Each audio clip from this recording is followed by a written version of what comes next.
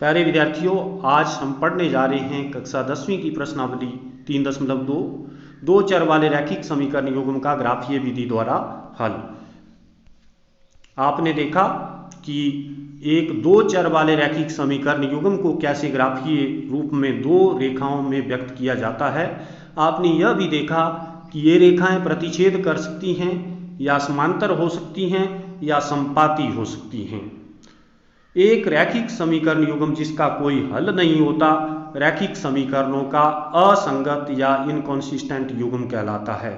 एक रैखिक युग्म जिसका हल होता है रैखिक समीकरणों का संगत युग्म या कॉन्सिस्टेंट युग्म कहलाता है, कॉन्सिस्टेंट पेयर कहलाता है। तो तुल्य रैखिक समीकरणों के एक युग्म के अपरिमित रूप से अनेक हल होते हैं। इस युग्म को दो चरों के रैखिक समीकरणों का आश्रित डिपेंडेंट युग्म कहते हैं। ध्यान दीजिए कि रैखिक समीकरणों का आश्रित युग्म सदैव संगत होता है। इसका मतलब यह है कि यदि किसी रैखिक समीकरण युग्म का कोई भी हल नहीं है तो रैखिक समीकरणों का जो युग्म है असंगत या इनकॉन्सिस्टेंट युग्म कहलाता है। मतलब इस केस में जब दोनों रेखाएं आपस में प्रतिच्छेद नहीं करती हैं कहीं भी, मतलब दोनों रेखाएं कब प्रतिच्छेद नहीं करेंगी, जब वो दोनों एक दूसरे के समांतर होंगी, पैरेलल लाइंस होंगी, तो इस केस में इस समीकरण युग्म का कोई भी हल नहीं होगा। अगर कोई भी हल नहीं है तो इसका अर्थ यह है कि रैखिक समीकरणों का जो युग्म है असंगत या इनकॉन्सिस्टेंट है।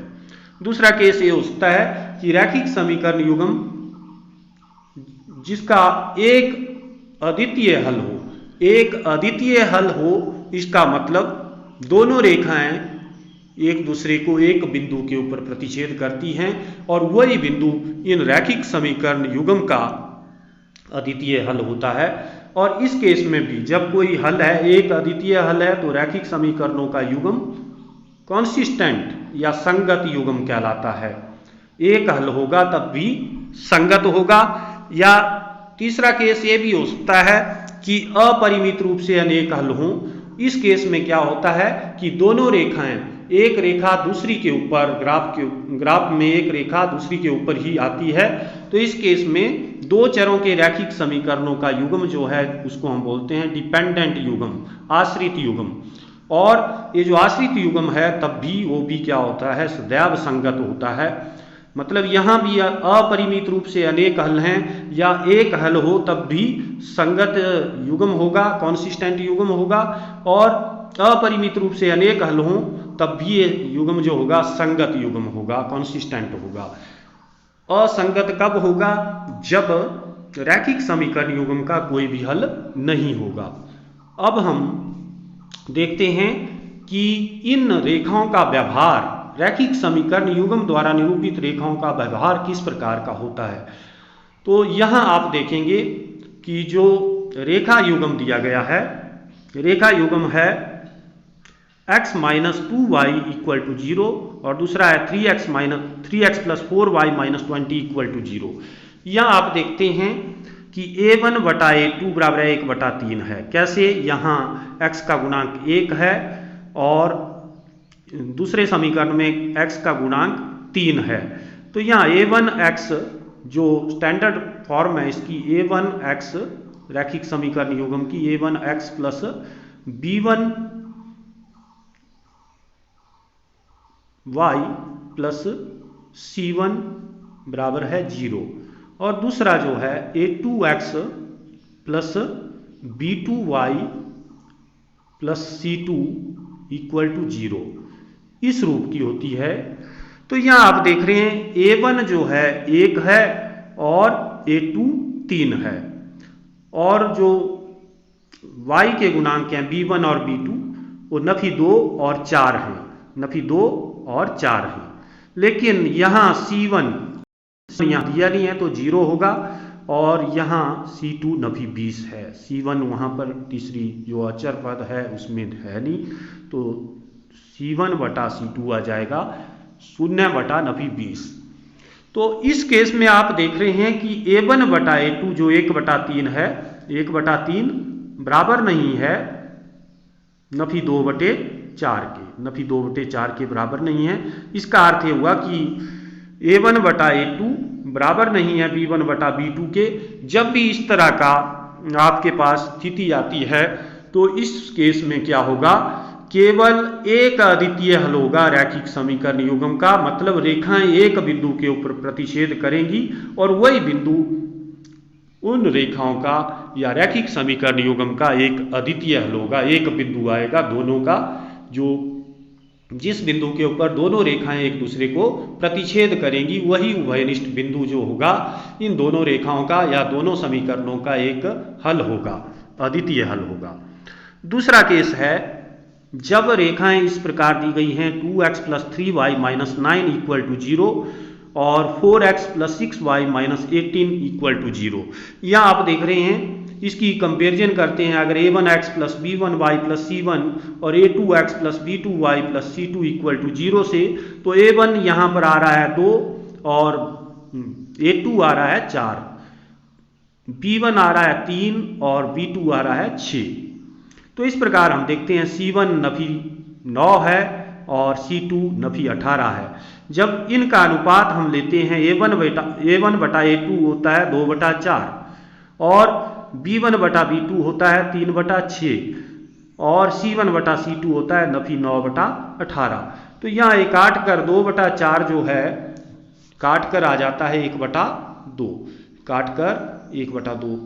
इसी प्रकार 3/6 भी काटने के बाद ये आ जाएगा 1/2।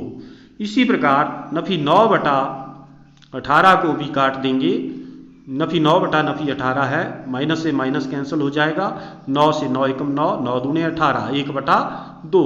तो आप देख रहे हैं कि यहाँ a1 बटा a2 बराबर है b1 बटा b2 बराबर है c1 बटा c2, सारे बराबर आ रहे हैं 1/2 के काटने के बाद।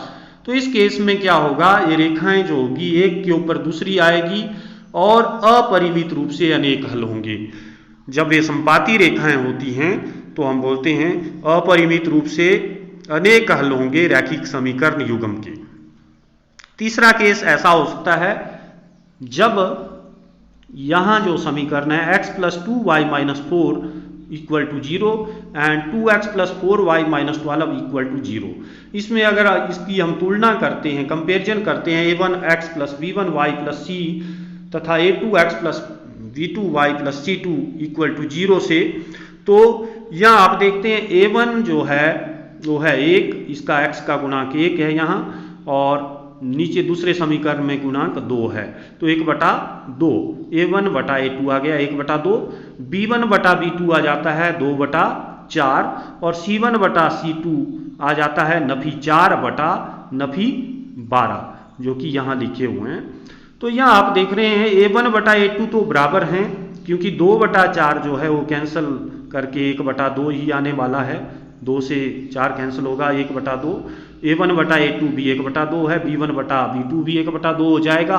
लेकिन इनको अगर कैंसिल करते हैं हम नफी 4/12 को, तो माइनस से माइनस कट जाएगा, लेकिन 4 से 4 एकम 4, 4 तियां 12 होगा, तो 1/3 आ रहा है।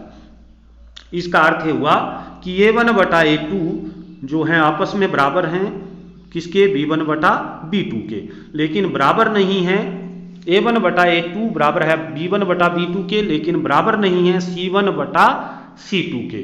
तो इस केस में क्या होगा, रेखाओं का कोई भी हल नहीं होगा और रेखाएं आपस में समांतर रेखाएं होंगी, आपस में समांतर होंगी।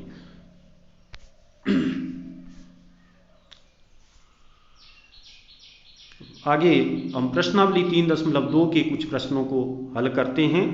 इसमें पहला प्रश्न है, निम्न समस्याओं में रैखिक समीकरणों के युग्म बनाइए और उनके ग्राफीय विधि द्वारा हल ज्ञात कीजिए। पहला भाग है, कक्षा X के 10 विद्यार्थियों ने एक गणित की पहेली प्रतियोगिता में भाग लिया। यदि लड़कियों की संख्या लड़कों की संख्या से 4 अधिक हो तो प्रतियोगिता में भाग लिए लड़कों और लड़कियों की संख्या ज्ञात कीजिए। इसका दूसरा भाग है, 5 पेंसिल तथा 7 कलमों का कुल मूल्य 50 रुपये है, जबकि 7 पेंसिल तथा 5 कलमों का कुल मूल्य 46 रुपये है। एक पेंसिल का मूल्य तथा एक कलम का मूल्य ज्ञात कीजिए। तो सबसे पहले हम पहले प्रश्न का जो पहला भाग है उसको हल करते हैं। इसको आपने समझना है, कक्षा 10वीं में 10 विद्यार्थियों ने गणित की पहेली प्रतियोगिता में भाग लिया। कुल विद्यार्थियों की संख्या मतलब लड़कों और लड़कियों की कुल संख्या जो है वो 10 है। यदि लड़कियों की संख्या लड़कों की संख्या से 4 अधिक है, लड़कियों की संख्या लड़कों की संख्या से कितनी अधिक है? 4। तो हमें पता नहीं है कि लड़कियों की संख्या कितनी है, लड़कों की संख्या कितनी है, लेकिन दोनों का टोटल हमें पता है 10 है, और ये भी पता है कि लड़कियों की संख्या जो है लड़कों की संख्या से 4 अधिक है। तो हम किस प्रकार इनको समीकरणों के जो युग्म हैं उसके रूप में लिख सकते हैं? तो इसको लिखने के लिए हम देखते हैं, मान लेते हैं लड़कियों की संख्या x है। अगर लड़कियों की संख्या x है तो लड़कों की संख्या कितनी होगी? y मान लेते हैं। अब विद्यार्थियों की कुल संख्या जो है 10 दी है, इसका अर्थ ये हुआ कि x + y = 10 होगा, क्योंकि लड़कों और लड़कियों की कुल संख्या जो है 10 है, कुल विद्यार्थियों की संख्या। तो ये समीकरण नंबर 1 बनता है हमारे पास। अब आगे दिया गया है दूसरी शर्त क्या है प्रश्न की, कि लड़कियों की संख्या लड़कों की संख्या से 4 अधिक है। तो लड़कियों की संख्या है x बराबर है लड़कों की संख्या से 4 अधिक, लड़कों की संख्या है y + 4, x बराबर है y = 4। तो इसको हम दूसरी शर्त के अनुसार लिखते हैं कि लड़कियों की संख्या लड़कों की संख्या से 4 अधिक है, इसलिए x बराबर है y = 4। अब ये समीकरण नंबर 1 और 2 आ गए हमारे पास। अब इनका हमने हल ज्ञात करना है। पीछे हमने जो क्वेश्चन किए थे प्रश्नावली 3.1 में, वहां हमने बीजगणितीय तथा ज्यामितीय रूपों में निरूपित किया था, वहां हल ज्ञात नहीं किए थे। यहां क्या हो सकता है भी अपरिमित रूप से अनेक हल भी हो सकते हैं या केवल एक अद्वितीय हल हो सकता है, तो हमने ज्ञात करने होते हैं, या कोई भी हल नहीं हो सकता। तो यहां हम देखेंगे कि जो हल होगा, अगर एक अद्वितीय हल होगा तो हम ज्ञात करेंगे उसको। यहां देखते हैं ग्राफीय रूप, पहले हम इसको ग्राफीय विधि से हल करेंगे। तो ग्राफीय रूप समीकरण नंबर 1 से x का मान आ जाता है 10 नफी y, क्योंकि x + y जो था 10 के बराबर था, y को दूसरे पक्ष में ले जाते हैं तो y जो है माइनस होगा 10 में से, तो x का मान आ जाएगा 10 नफी y। तो अब यहां पर हम x के भिन्न भिन्न मानों के लिए या y के भिन्न भिन्न मानों के लिए x के भिन्न भिन्न मान प्राप्त कर सकते हैं। हम पहले यहां y का मान रखते हैं 5, y अगर 5 रखते हैं इसमें तो x आ जाएगा 10 नफी y की जगह 5, x 5 हो जाएगा, इसका मतलब x 5 y 5।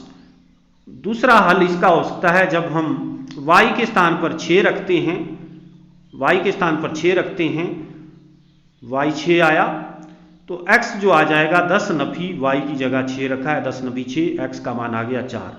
तो ये जो हल हैं हम सारणी के रूप में लिख सकते हैं इनको। किस प्रकार? जो सारणी बनेगी वो होगी हमारी x बराबर है 5, y बराबर है 5। कैसे? यहाँ x 5 है, y भी 5 है। जब हमने y की वैल्यू 6 रखी, y 6, x बराबर है 4 आया, तो ये हमने सारणी के रूप में लिख लिए। इसी प्रकार अब हम समीकरण नंबर 2 से, जो समीकरण नंबर 2 है, समीकरण नंबर 2 था x बराबर है y = 4, क्योंकि जो लड़कियों की संख्या थी लड़कों की संख्या से 4 अधिक थी, x है लड़कियों की संख्या, तो यहां से x बराबर है y = 4 है।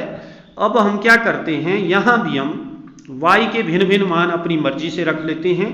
अगर y की वैल्यू यहां मैं 1 रखता हूं तो x का मान आ जाएगा, y अगर 1 रखता हूं, यहां पर x y की जगह 1 रखता हूं तो x आ जाएगा x बराबर है 1 + 4, 5। तो इसलिए x बराबर है 5 और y बराबर है 1, इसका हल होगा। और दूसरा हल क्या होगा, y बराबर है, मैं यहाँ 0 रखता हूं तो x बराबर है 0 + 4, जो कि 4 के बराबर आ जाता है। इस समीकरण के अपरिमित रूप से अनेक हल होंगे, समीकरण नंबर 2 के भी, समीकरण नंबर 1 के भी अपरिमित रूप से अनेक हल होंगे। लेकिन मैंने पहले ही आपको बताया था कि रैखिक समीकरण का अगर हमने ग्राफ खींचना है तो उसके लिए कम से कम हमें 2 हलों की आवश्यकता है। तो यहाँ हम केवल 2 ही हल ले रहे हैं, क्योंकि ये पर्याप्त हैं। एक लाइन खींचने के लिए 2 बिंदुओं को मिलाएंगे जो दो बिंदु होंगे इसके हल हैं समीकरण नंबर 1 के, इसी प्रकार समीकरण नंबर 2 के भी दो हल हैं। उन बिंदुओं को मिलाने से हम इसका ग्राफ प्राप्त कर सकते हैं। तो ये हल हमने सारणी नंबर 2 में इस प्रकार लिखे हैं। जब x का मान यहाँ 5 है, y कितना है 1, ये हमने y यहाँ 1 भरा था तो x का मान आया था 5, वही वैल्यूज हमने यहाँ रखी हैं। इस प्रकार जब हमने y की वैल्यू 0 पुट की थी समीकरण नंबर 2 में यहाँ पर, तो x की वैल्यू आ गई थी 0 जमा 4, y की जगह 0 जमा 4 जो कि 4 आया था, तो x की वैल्यू आ गई 4, y जब 0 प्रतिस्थापित किया था हमने समीकरण नंबर 2 में। अब इन जो सारणी नंबर 1 और सारणी नंबर 2 में जो समीकरण नंबर 1 और 2 के हल हैं, इन हलों को हम ग्राफीय रूप में इस प्रकार निरूपित कर सकते हैं। जो ग्राफ हैं वो देखते हैं, सारणी 1 तथा सारणी 2 के बिंदुओं को आलेखित किया है यहाँ हमने, वो देखते हैं कि जो पहला इसमें बिंदु है वो है x5 y5, तो ये वाला बिंदु जब x5 है y कितना है 5, पहली सारणी में देखते हैं हम, उसमें x कितना है 5 और y भी 5 है। इस बिंदु को देखते हैं b बिंदु, तो आप देख रहे हैं यहाँ x अक्ष पर ये 5 है और y अक्ष पर भी यहाँ 5 है, तो 5 5 के सामने ये जो बिंदु आया b 5, 5। और अब दूसरा बिंदु देखते हैं, दूसरा बिंदु है 4, 6, जब x4 है, x4 यहाँ है और y कितना है फिर 6, तो ये देख रहे हैं आप c बिंदु, c बिंदु में x4 है लेकिन y कितना है 6 है, तो इसको देख रहे हैं x4 के सामने है, 4 यहाँ है और y 6 यहाँ पर है इसके सामने, तो 4 और 6, 1 2 3 4 और इधर 5 के ऊपर एक डिवीजन और है 6, 4, 6 सी बिंदु निरूपित कर रहा है 4, 6। 4 मतलब पहले जो लिखा है वो x निर्देशांक को प्रदर्शित करता है और बाद में 6 लिखा है वो y निर्देशांक को प्रदर्शित करेगा, इस बात का हमने ध्यान रखना है। तो इसी प्रकार हम सारणी 2 को भी आलेखित करेंगे। इन बिंदुओं को b और c को मिलाते हैं तो जो रेखा नीली रंग की हमें दिखाई दे रही है वो समीकरण नंबर 1 का ग्राफ है। अब हम सारणी 2 प्राप्त करते हैं। सारणी 2 है जो हमारे पास जिसमें x5 y1 है, पहला बिंदु आएगा x5 और y1, तो इसको हम आलेखित करेंगे। इसको देखते हैं x5 y1 कहां पर है,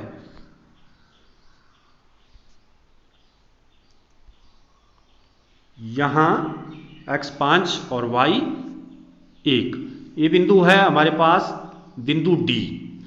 अब देख लेते हैं यहां D बिंदु कहां है, x5 के सामने और y1 के सामने, ये है x5 यहां इसके सामने और इधर है y1 y अक्ष पर ऊपर की ओर, इन दोनों के सामने बिंदु D है, तो इसको नाम दे दिया गया D बिंदु 5, 1। और अगला जो बिंदु है 4, 0, x4 लेकिन y 0, x4 तो यहाँ है y 0 है, ई बिंदु x अक्ष के ऊपर आ रहा है, मतलब y यहाँ 0 है तो x अक्ष के ऊपर आएगा, ना x से ऊपर ना ही नीचे, तो y यहाँ 0 है, x अक्ष के ऊपर 4, केवल x का मान है, तो ये वाला बिंदु ई बिंदु जो आ रहा है वो है 4, 0। अब हम D और E को मिला देते हैं और ये जो लाइन दिख रही है आपको, ये इसका ग्राफ है समीकरण नंबर 2 का। D और E बिंदुओं को मिलाने पर जो लाइन प्राप्त हुई, रेखा प्राप्त हुई, वो ग्राफ प्राप्त हुआ हमें समीकरण नंबर 2 का। लेकिन आप देख रहे हैं कि ये दोनों लाइनें किसी एक बिंदु जिसके निर्देशांक यहाँ लिखे हैं 7, 3, 7, 3, कैसे यहाँ देखते हैं 7, 3, यहाँ ये वाला बिंदु 7, 3 कैसे, यहाँ 5, 6, 7, 7 के सामने x 7 के सामने, लेकिन y 1, 2, 3, 3 के सामने, तो इसलिए हम इसको नाम देते हैं 7, 3। x की वैल्यू आ गई 7 और y की वैल्यू आ गई 3। इसका अर्थ क्या हुआ इसका अर्थ ये हुआ कि x जो हमने मान रखा था वो लड़कियों की संख्या थी और y मान रखा था हमने लड़कों की संख्या। लड़कियों की संख्या आ जाती है 7 और लड़कों की संख्या आ जाती है 3। यही हमने ग्राफ से जो है रैखिक समीकरण युग्म की जो दोनों रेखाएं हैं बिंदु 7,3 पर प्रतिच्छेद कर रही हैं, तो बिंदु 7,3 रैखिक समीकरण युग्म का अद्वितीय हल है। अद्वितीय हल क्यों बोला? यूनिक सॉल्यूशन, केवल एक हल है इन दोनों रैखिक समीकरण युग्म का, एक अद्वितीय हल जो दोनों को संतुष्ट करेगा। एक ही ऐसा हल है जो दोनों समीकरणों को संतुष्ट करेगा। ऐसे अलग अलग हम लेते तो समीकरण नंबर 1 के भी अपरिमित रूप से अनेक हल हैं, 2 के भी अपरिमित रूप से अनेक हल हैं, लेकिन दोनों समीकरणों का जो रैखिक समीकरण युग्म बोला जब हमने, युग्म मतलब दोनों का जो जोड़ा है, उसका केवल एक अद्वितीय हल है। कौन सा बिंदु? जिस बिंदु के ऊपर दोनों रेखाएं एक दूसरे को प्रतिच्छेद कर रही हैं। मतलब ये बिंदु इक्वेशन 1 के ऊपर भी, समीकरण नंबर 1 के हल के ऊपर भी आ रही है, समीकरण नंबर 1 की जो रेखा है उसके ऊपर भी है, और समीकरण नंबर 2 की जो लाइन प्राप्त हो रही है हमें उसके ऊपर भी स्थित है। तो दोनों का एक अद्वितीय हल है 7,3 जो दोनों समीकरणों को संतुष्ट करता है, एक को भी 2 को भी। कैसे? एक को कैसे संतुष्ट करता है कि x जमा वाई जो है 10 होता है। हमने समीकरण नंबर 1 मान रखा था 7 जमा 3 क्या 10 के बराबर हो रहा है। वैसे होने को तो 6 जमा 4 भी 10 होता है, 9 जमा 1 भी 10 होता है, लेकिन दोनों समीकरण उनमें संतुष्ट नहीं होंगे। यहां 7 जमा 3 दोनों समीकरणों को संतुष्ट कर रहा है। दूसरा समीकरण यह है कि x बराबर है y जमा 4। तो देख लो यहां लड़कियों की संख्या जो है लड़कों की संख्या से 4 अधिक है। x जो आ रहा है y में अगर 4 जोड़ते हैं, 3 में 4 जोड़ते हैं तो 7 प्राप्त होता है। इसका अर्थ ये बिंदु जो है एक अकेला ऐसा बिंदु है, 7,3 ऐसा हल है जो दोनों समीकरणों को संतुष्ट करता है। तो अतः यह बिंदु जो होगा दोनों समीकरणों का एक अद्वितीय हल होगा। अब आगे हम दूसरा प्रश्न करते हैं, जो इसका दूसरा भाग है। उसमें पूछा गया है कि इसमें दिया गया है कि 5 पेंसिल और 7 कलम का मूल्य 50 रुपये है तथा 7 पेंसिल और 5 कलम का मूल्य 46 रुपये दिया गया है। इतने रुपए में खरीदी वो पेंसिल, लेकिन 2 शर्तें बन रही हैं यहां भी।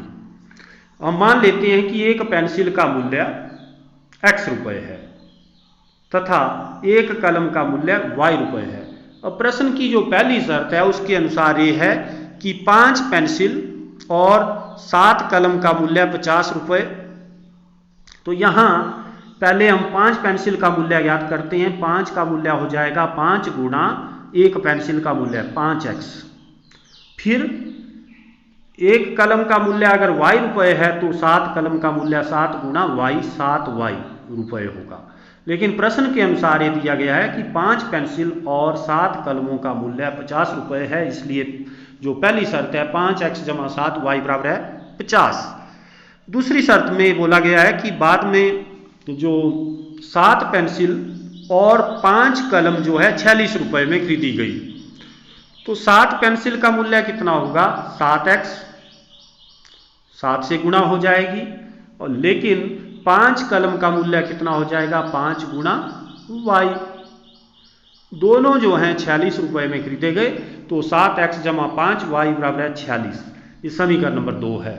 तो ये जो हैं बीजगणितीय रूप हैं। अब हम ग्राफीय विधि द्वारा इन दोनों समीकरणों के हल ज्ञात करेंगे। तो यहाँ आप देख रहे हैं कि जो ग्राफीय रूप हैं इस प्रकार होंगे।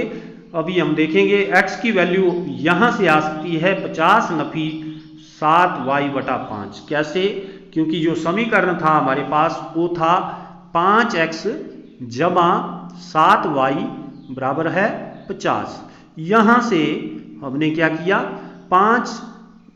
7y को दूसरे पक्ष में ले गए, दूसरे पक्ष में ले जाते हैं तो ये माइनस होगा, 50 नफी 7y बन जाएगा, 5x रहेगा एक पक्ष में, 50 नफी 7y।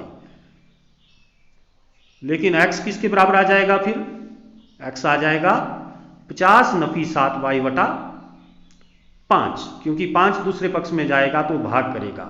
अब ये समीकरण नंबर 1 से ग्राफीय विधि द्वारा हमने समीकरण नंबर 1 के जो हल हैं, दो हल ज्ञात करने हैं। ग्राफीय विधि से हम जो रैखिक समीकरण युग्म है उसका हल हमने ज्ञात करना है।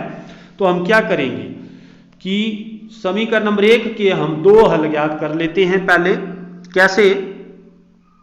हम y के भिन्न भिन्न मानों के लिए x के भिन्न भिन्न मान ज्ञात करते हैं।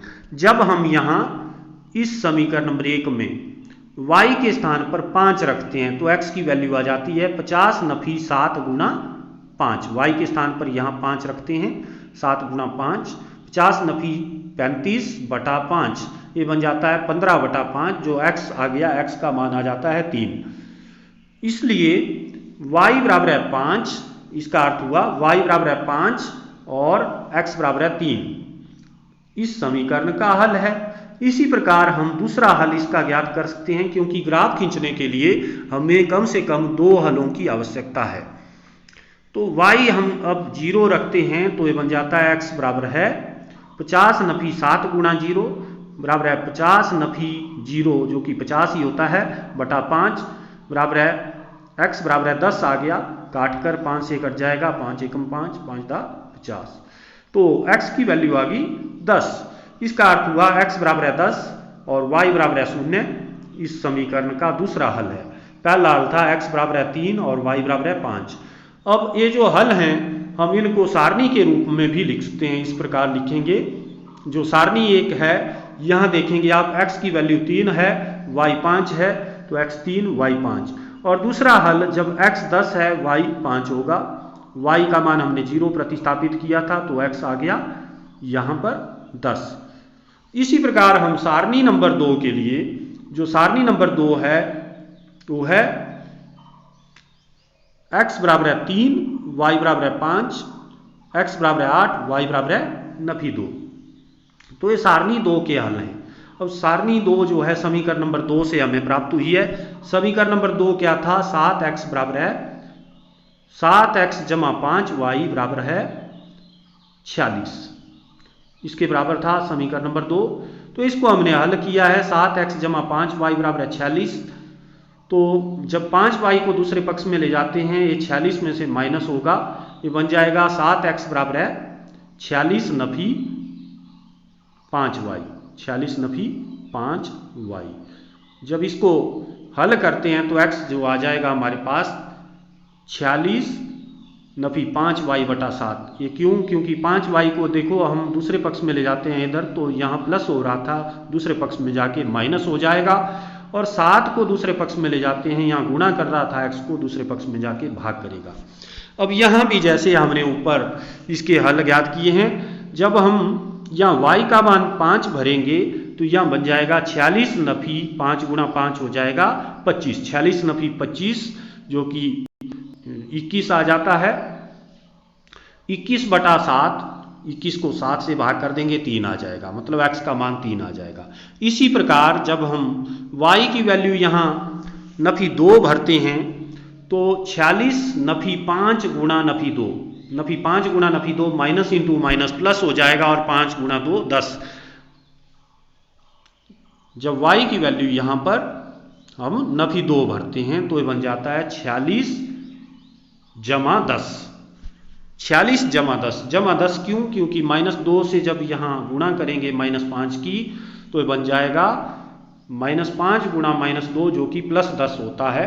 तो 46 जमा 10 ये बनेगा 56 बटा 7। तो 7 से 56 को भाग करते हैं, आ जाता है 8। तो y की वैल्यू आ जाती है 8। इस प्रकार हम देखते हैं कि सारणी नंबर 2 में समीकरण नंबर 2 के हल हैं, 2 हल हैं। अब हम इन समीकरणों को आलेखित करते हैं। सारणी 1 तथा सारणी 2 के बिंदुओं को आलेखित किया गया है यहाँ पर। अब यहाँ हम देखते हैं, जो सारणी 1 थी हमारे पास वो थी x बराबर है 3, y बराबर है 5, x बराबर है 10, y बराबर है 0। अब हम पहला जो इसका बिंदु लेंगे वो है 3,5। अब इसमें आप देख रहे हैं 3,5 कैसे है? जब x 3 है, देखो यहाँ 1 2 3 यहाँ x3 है 3 के सामने और y है 5, y अक्ष पर जाएंगे ऊपर, y 5 के सामने 3,5 ये बिंदु आ गया। दूसरा बिंदु है x10 y0 यहाँ पर है, इस पर x का मान 10 है लेकिन y यहाँ 0 है क्योंकि x अक्ष के ऊपर आ रहा है। तो ये पहली सारणी थी। अब जो दूसरी सारणी है वो होगी, यहां देखते हैं हम दूसरी सारणी हमारे पास x3 y5 वही बिंदु है जो पहला जो समीकरण नंबर 1 में था, तो ये बिंदु तो वही है, वही लिस्ट है दोनों में। और दूसरा बिंदु है 8,2। 8,2 कहाँ आ रहा है वो देखेंगे हम। पहले x अक्ष के ऊपर देखते हैं 8 कहाँ है x अक्ष के ऊपर, उसको देखते हैं। तो 8 है x अक्ष के ऊपर, यहाँ 5, आगे 6, 7 और a 8 के सामने। और यहाँ y अक्ष पर देखते हैं 2 के सामने, x 8 y 2 है क्योंकि। तो यहाँ पर देखेंगे आप y की वैल्यू है 2। कैसे? y अक्ष में हम नीचे वाली साइड जाते हैं -1 -2, तो -2 के सामने E बिंदु और यहाँ x 8 के सामने है, तो इसका मतलब ये बिंदु होगा, x निर्देशांक को पहले लिखा जाता है 8,2। तो इस प्रकार हम देखते हैं इन दोनों बिंदुओं को जब हम मिलाते हैं तो हरे रंग की जो रेखा है वो इस समीकरण नंबर 2 का ग्राफ है और समीकरण नंबर 1 का ग्राफ इस पीले रंग की जो लाइन है उसके द्वारा दर्शाया गया है। ग्रे रंग की जो लाइन है उसके द्वारा यहाँ पर दर्शाया गया है। वो 10,0 और 3,5 इन बिंदुओं को मिलाने पर हमें प्राप्त हुआ है। यहाँ पर इनकी इक्वेशन भी लिखी हैं कि ये हरे रंग का जो ग्राफ है किस इक्वेशन का ग्राफ है, 7x + 5y = 46, और दूसरी जो लाइन है 5x + 7y = 50, उसका ग्राफ है। समीकरण नंबर 1 का ये ग्राफ है और ये दूसरी इक्वेशन है उसका ग्राफ है। तो यहाँ हम अब इन बिंदुओं को देखते हैं। ये जो बिंदु है 3,5 दोनों में उभयनिष्ठ है और इसी बिंदु के ऊपर ये रेखाएं आपस में प्रतिच्छेद कर रही हैं। अतः हम देखते हैं कि ये जो उभयनिष्ठ बिंदु है दोनों रेखाओं में जिसके ऊपर ये प्रतिच्छेद कर रही हैं, यही बिंदु इन दोनों रेखाओं का उभयनिष्ठ बिंदु है और यही जो है समीकरण नंबर 1 तथा समीकरण नंबर 2 का हल होगा। अब x हमने मान रखा था कि पेंसिल का मूल्य और कलम का मूल्य मान रखा था y। तो एक पेंसिल का मूल्य आ जाता है 3 रुपए और कलम का मूल्य आ जाता है 5 रुपए। तो अब आप देखते हैं जो समीकरण नंबर 1 है इसमें अगर हम इसको पुट करते हैं इन वैल्यूज को x3 और y5, तो x3 मतलब 5, इसमें पेंसिलें खरीदी गई थी तो 5 पेंसिलों का मूल्य 5 × 3 15 रुपए आ जाएगा। और 7 कलम खरीदी गई थी, कलम का मूल्य 5 रुपए है तो 7 × 5 35 आ जाएगा, हो जाएगा 50। इसी प्रकार ये समीकरण नंबर 2 को भी संतुष्ट करेगा। 7x + 5y = 46 है, उसको भी संतुष्ट करेगा। कैसे? 7 × x की जगह यहाँ पर 3 भरते हैं, 7 यहाँ 21 = 5 × y की जगह 5 भरते हैं, 5 × 5 25, 21 + 25 ये हो जाता है 46। तो ये जो है दोनों समीकरणों को, ये जो x और y की वैल्यूज हैं दोनों समीकरणों को संतुष्ट करती हैं। अतः ये जो बिंदु है 3,5 अर्थात एक पेंसिल का मूल्य x = 3 रुपए तथा एक कलम का मूल्य आ गया 5 रुपए।